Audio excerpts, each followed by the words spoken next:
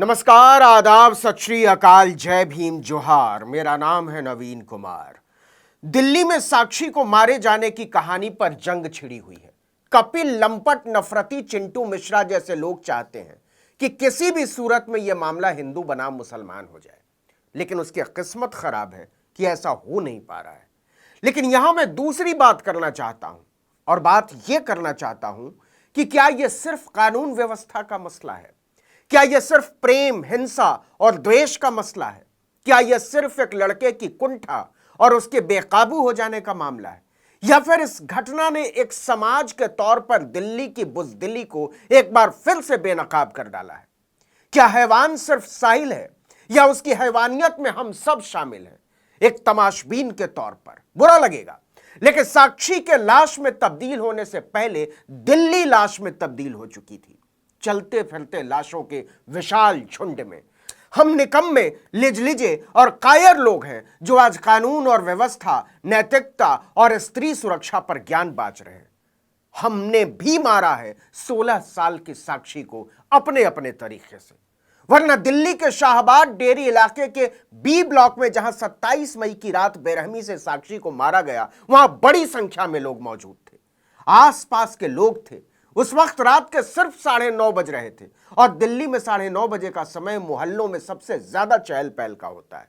चश्मदीद बताते हैं कि जब साहिल ने साक्षी को रोका, उस समय कुछ लोग अपने घरों की खिड़कियों से लटके हुए थे, कुछ लोग छज्जों पर अटके हुए थे, कुछ लोग मोबाइल ताने हुए थे, और कुछ मुंह बाए टुकुर टुकुर ताक रहे थे। सबको इस दृश्य में अपने अपने हिस्से का मजा चाहिए था, अपने अपने हिस्से का रोमांच और अपने अपने हिस्से का अनुभव।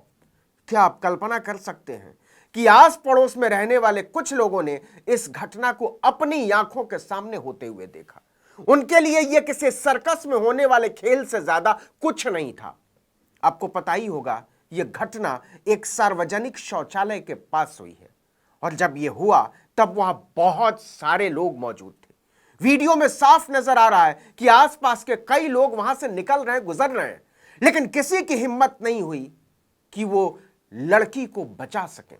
इस घटना का लगभग 90 सेकंड का एक वीडियो सोशल मीडिया पर वायरल हुआ है, आपने देखा होगा। वीडियो में आरोपी एक हाथ से लड़की को दीवार के सहारे धकेलकर बार बार उस पर चाकू से वार करता नजर आ रहा है। वो लड़की के जमीन पर गिरने पर भी नहीं रुकता, और 30 से ज्यादा बार चाकू से वार करता है।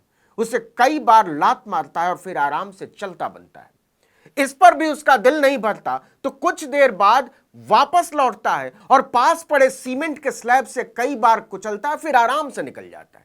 वहां से गुजरते लोग हमले की घटना को देखते हुए नजर आते हैं, लेकिन बर्बर हमले से लड़की को बचाने के लिए कोई आगे नहीं आता। ये हम हैं, हमारी दिल्ली है, हमारी इंसानियत है, जो गला फाड़कर नैतिकता पर प्रवचन झाड़ रहे हैं। साक्षी को पत्थर से कुचल कुचल कर मारते हुए भी लोग साहिल को हाथ बांधे देख रहे थे। सड़क से गुजर रहे लोग भी मुड़मुड़ कर देख रहे थे, लेकिन कोई रोकने नहीं गया। यहां तक कि चीखती हुई साक्षी की आवाज सुनकर लोग अपनी बालकनी और खिड़कियों तक आए तो जरूर, लेकिन अपने खिड़की दरवाजे बंद कर लिए। ऐसा भी नहीं है कि साहिल के पास कोई बंदूक थी। उसके पास सिर्फ एक छोटा सा घरेलू चाकू था।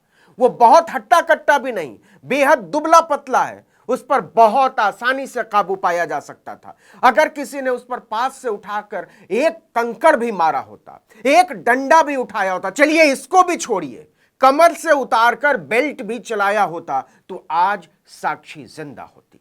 बालकनी से तमाशा देखने वालों ने ऊपर से टमाटर, अंडे और कचरा भी फेंका होता तो बात कुछ और होती। चलिए ये भी छोड़िए, तमाशा देख रहे मुर्दा लोगों के झुंड ने एक सुर में पकड़ो पकड़ो की आवाज भी लगाई होती तो वो भागता नजर आता।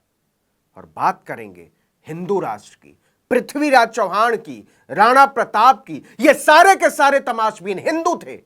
कपिल मिश्रा जैसे गीदड़ों को इस सामूहिक हिंदू कायरता पर चुल्लू भर पानी में डूब मरना चाहिए, और नहीं तो खुद ही अपने चेहरे पर कालिक पोत लेनी चाहिए। जिन लोगों के दिलों में साधारण मानवीय संवेदना तक नहीं, वो रंगे सियार बात करते हैं देश बदलने की।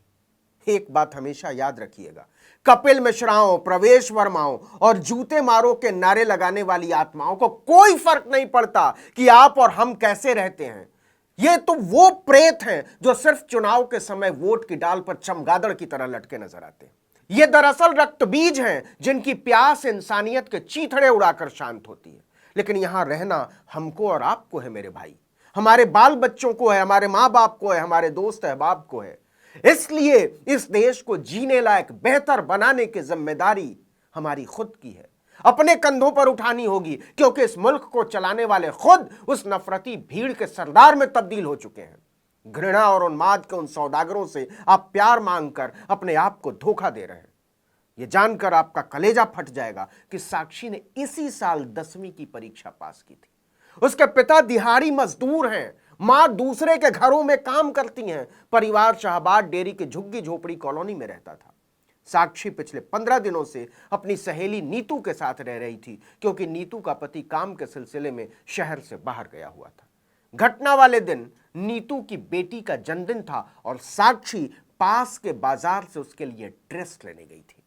उसी समय साहिल ने उसे रोका और चाकू से ताबड़तोड़ वार करना शुरू कर दिया। साक्षी को बेरहमी से मारने के बाद वो आराम से घटनास्थल से चला गया। किसी ने उसे न रोका, न टोका, न पीछा किया। ये है हम, ये है हमारा समाज, ये है हमारी दिल्ली। बड़ी बड़ी बातें करवा लीजिए हमसे, लेकिन जब अन्याय पर बोलने की बारी आती है, टोकने की बारी आती है, सोचने कुछ करने की बारी आती है, तो हम सब लाशों के झुंड में बदल जाते हैं।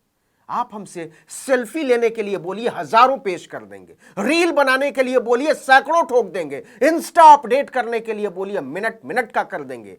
लेकिन बोलिए कि बोलना है जुल्म के खिलाफ, तो हम हत्यारों की तरफ खड़े नजर आते हैं।